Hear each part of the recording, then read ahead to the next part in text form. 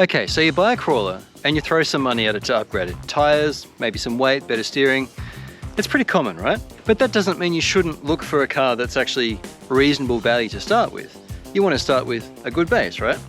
Now, when you're talking about a cheap model like this, you want to know, is there such a thing as too cheap? We've had some really cheap crawlers here, and they usually are a compromise on something. This thing is just so cheap, I kind of have to know, because this is a 110 scale. This is the first 110 scale, full featured, everything in the box included. It's under $200 US. It was like 285 Australian dollars. That's incredibly cheap for a full featured 110 scale. So today we want to find out how cheap is too cheap, and is this thing good value or is it a bit of a disaster? I think we should find out. Let's do it. DRXPZ25, you asked me for this. So here it is. It's the HSP Boxer. It's the second cheapest 110 scale crawler I've had on this channel. HSP is not actually a brand that we have here usually, but I thought we should check it out. And this is really why. It's 20 bucks less than the AX24. And indeed, this thing is so cheap, you can nearly buy 2 of these for 1 of these. Can you possibly get any kind of reasonable crawler for that kind of money? Okay, so we know this is going to probably have some cheap bits and pieces in it. Okay, actually, hang on. We should stop and look at this. I usually snooze a bit on videos that do this, but you should see this. Look at all the different bodies this thing has. There are a lot. Little stickers pointing to this fella, which is what we've got, but there, I mean, that's a lot. What do you got? 1, 2, 3, 4, 5 by 3, 15 different options.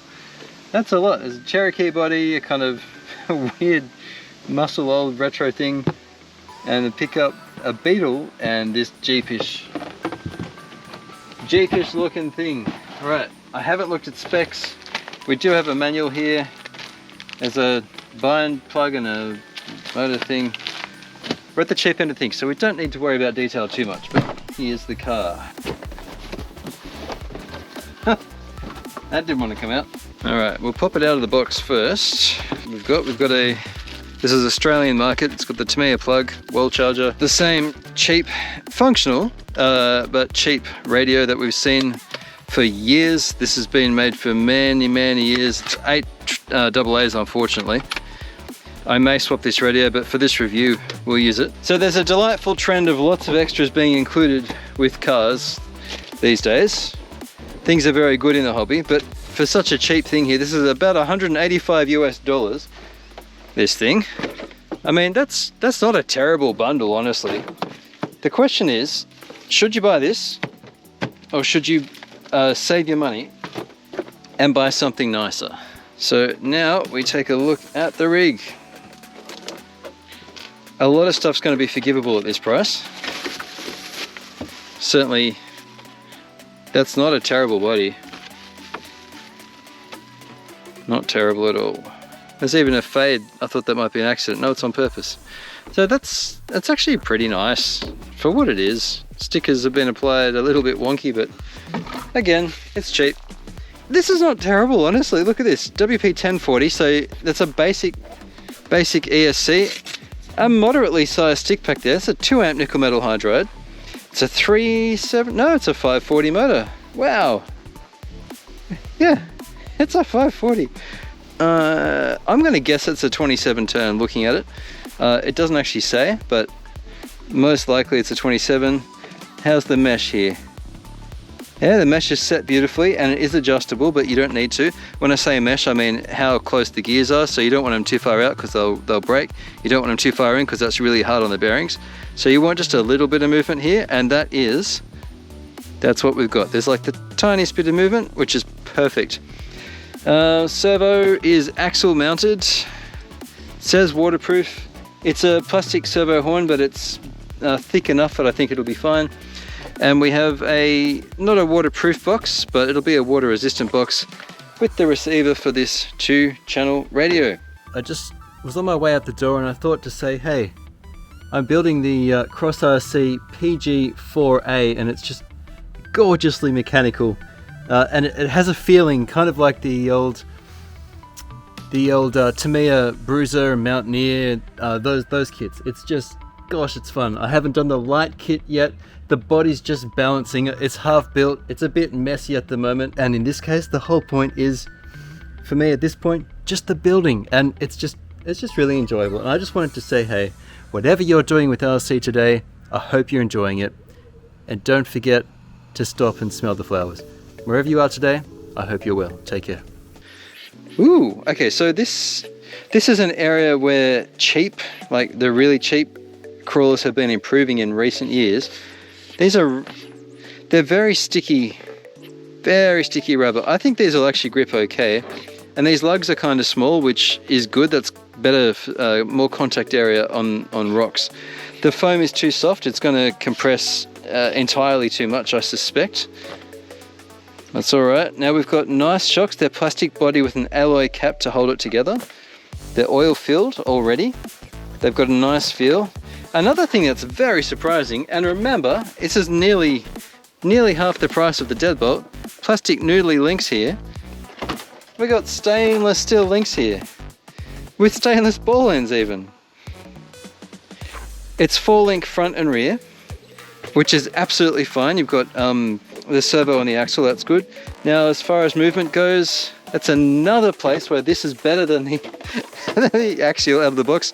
I've shimmed this now, but these have movement out of the box and they're just a little bit rough. This is not a bad start. We have adjustable bumpers front and rear. That's good. Different size bodies, you can bring them in or out. We've even got little things like shackles on the bumper. You've got holes for LEDs, front and rear. You could do that. And everything's routed neatly. Honestly, mild steel C-channel chassis rails, plastic skid, which is what you want because it'll flow over the rocks. With the battery in the front, it's fairly neutral weight balance, very slightly front. It's a big stick. We're going to stick we might use it. Before the rain gets here, I better charge it. We'll see how it runs. Okay, battery's in. I've got eight AA batteries in this thing. I've stuck the battery in the car as well, so we'll power it on. Just check endpoints and such. So I steer all the way to one side, and then we get where are we here? Steering, trim, throttle trims. There we go. So it's the knob on the right. It's already maxed. Alright, so this needs optimizing straight out of the box. Oh no. So this is a physical limitation of the steering system. Back that off, go this way. It's nice that it's all stainless, but the steering is a limitation. That's alright. Let's see about speed. Now remember, this is a crawler. Steering is awful. Oh man, that's as good as it gets. Like, oh dear. That's such a huge steering circle. What about the other way? Alright. That's full lock on left. That's truly awful. It's truly awful.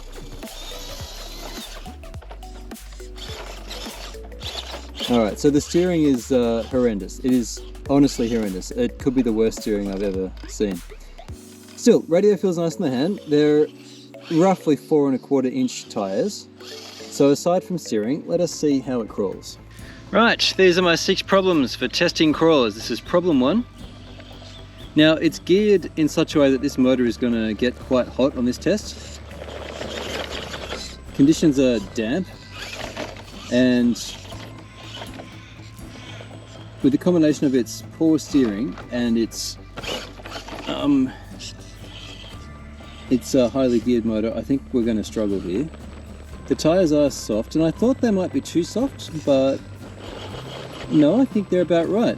On a heavier crawler they'd be really compressing because the foams are very soft, but no, that's actually not awful.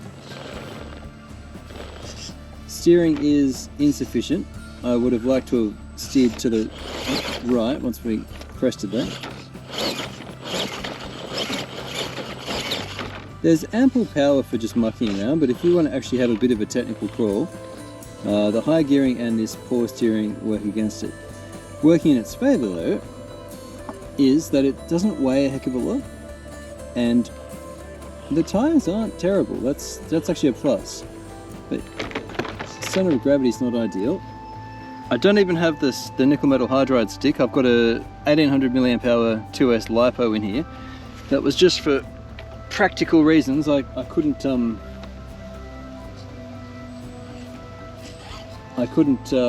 charge it in time. We're racing a few days of heavy rain here, so this is my only chance to film this fella today. Now I set that on problem 1 on the best possible location and it can't do it. So problem 1 is out. Also note how far out the bumper is at each end. That's going to work against this car. Right. Now problem 2 is a possible. Let me just get organised here. Alright.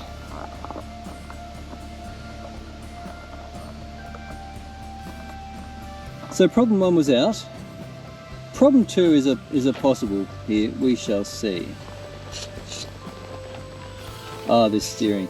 How do you fix this steering? The problem is actually not with the servo. It's not with the servo horn.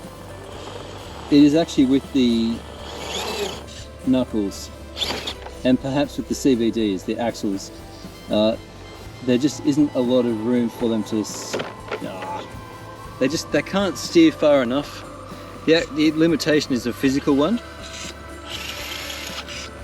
They can't actually go further. There's a bump stop here. We could try trimming those bits of plastic off and they might go further. That would be the first thing to look at. When you do it, you just got to be careful that you don't, that you test it gently first to make sure you haven't gone too far.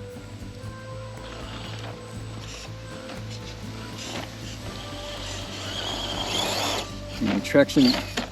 Hey. Alright. So this is going to be a good muck around truck, a good basic fun-ish trail truck, but so far my opinion is save your money. If I wanted to give a car away to someone who was just getting into crawling, I actually wouldn't choose this, even though it's cheap, which is an attractive element, right? But the problem is, when it's this cheap, it's just lacking. I mean, I can't even, there we go. I was trying to bring the nose across and I couldn't even do a basic maneuver. The steering's just not there. 2 is out as well. So we would benefit from maybe larger tyres, lower gearing, better steering. Problem 3. I'm going to try all 6 problems, but we're just going to make it quick because this is unlikely to do any of them. Oh, 5 is a possibility. Anyway, this is 3. It's a steep ascent. There are some good features of this car, like the brake cover is pretty good. The axle, the diff pumpkins have a nice smooth profile to them as well. And I do like these tyres for what they are. They're small, but they're not awful. I might try them on a different car and see what I think. They're really not too bad. If we could slow this thing down a bit and improve the steering, yeah, we might get somewhere. As it is though, it's a bit of a struggle fest. And the centre of gravity is pretty awful too. There's not a lot of point to trying problem 4, but for the sake of completion, we're going to put it in because, look, sometimes for a video I know what I'm going to talk about, and for cars like this where it's a bit of an unknown, we'll have a look at it and then we'll see what we think. I'm already starting to picture making a thumbnail here with a big F on it. It is cheap, but it's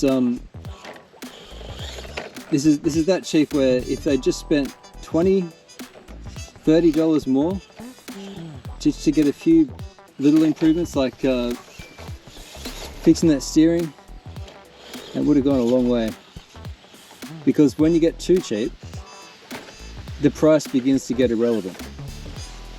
We looked at a Remo Hobbies something. Banggood sent it to me ages ago. I paid for this one. This wasn't sent to me.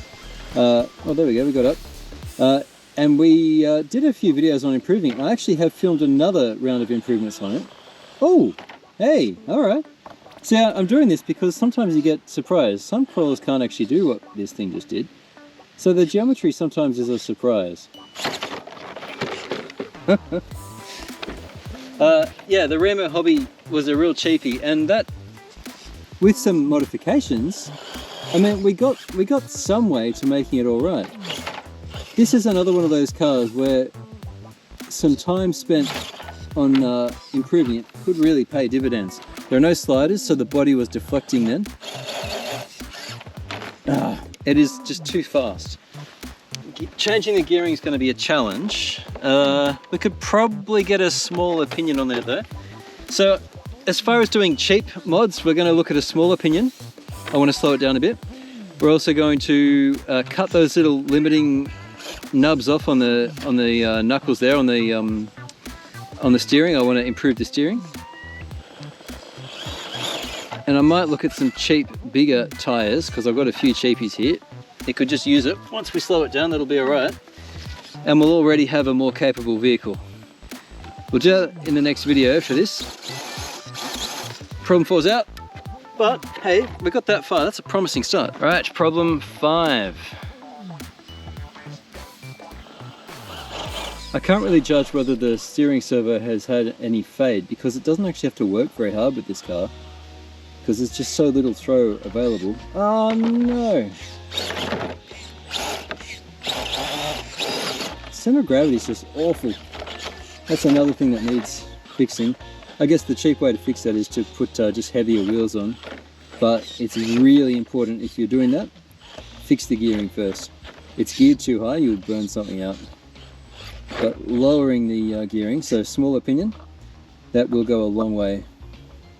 That'll go a long way to helping this thing. So we'll slow it down and see what we can see. At the moment it's actually really hard to control. Some radios have a alright, so we've got trim, right? That sets your left and right center point, and that sets your throttle center point, so forward and reverse. This is dual rate, which basically sets how far to maximum on each end the steering goes. Many radios have a dual rate for throttle. You could turn that down, which artificially limits the maximum throw of the throttle, and then you'd have a slower car. That's when you're out and about and you're not changing it, but we're going to actually change it. We're going to change it physically. We just need to slow it down. Alright, 5's out. This is problem 6. If you've watched my channel at all before, you'll know that this is almost pointless, but we're doing it for the sake of completion. And also because I'm collecting information on the characteristics of how this thing handles. So we've got a clearance issue here. Problem 6, one of its challenges is there are some nasty holes in the course, and you can lose a wheel in them. So this tells me bigger wheels would be helpful. This next bit tests your approach angle and then how well you can brake over onto that top bit. I'm getting wedged, and then we haven't got the steering to make up for it. I'm not going to push it too hard here.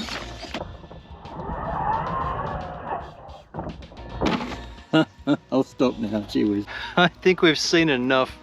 Okay, cons first. The front bumper and the rear bumper come out too far. That hurts the approach and departure angle. Breakover's not bad, but that's a problem. It's also geared much too fast for a crawler, and the steering is, I think, the most woeful part. Now, there are some plastic lugs here we're going to cut off, and I'll see how far we can go there, but the other thing I've noticed is that the steering's pretty much at max as it is, so we won't get much, but every little bit will help there. And the center of gravity is kind of pretty poor as well. It topples easily. On the plus, I see potential. The shape of the diff pumpkins is quite good. It's smooth. It's got a good flow underneath. You've got stainless steel. I mean, it's got a lot of good stuff going for it. Waterproof servo, stainless steel, fat stainless steel links and stainless ball ends. Hobby Wing branded ESC, that's a 40 amp We're running on a 2S LiPo. The motor's warm after doing some pretty hard work, and the ESC is vaguely warm. Water resistant steering box. Yeah, it does have some stuff going for it. I'm going to come back to this. We're going to make some changes. We're going to replace these wheels with something bigger. We'll physically gear it down with a smaller pinion. I'll see if I can improve the steering without actually spending a cent on any of this stuff except a smaller pinion. It'll be from my toolbox, but that's what we'll do. And we'll see if we can improve the approach and departure angles as well. And then we'll come back to the 6 problem course and see if we can actually finish one of them. We should be able to do 1 and maybe 2, maybe 5. You just never know. Sometimes it gets somewhere. We even have a chance at 4, which a lot of crawlers can't do. So there's a lot to like. Primarily the price, 185 US, or what is it? It was about 280 Australian, 285 or so. So it's cheap. There is potential, but I have yet to find a cheap car that just does everything. This doesn't make a basic level. If we can get 1 or 2 problems, now you're starting to talk. There's a little bit too much to be to overcome the low price tag, I think. Spend a little bit more, get something a little bit nicer. Consider something like this here. Thanks for watching. Throw me a like and I'll catch you again soon when we see what else we can do with this very cheap, very lightweight crawler. Can we bring some value to the table? I reckon we might be able to. I'll catch you then. Thanks, guys.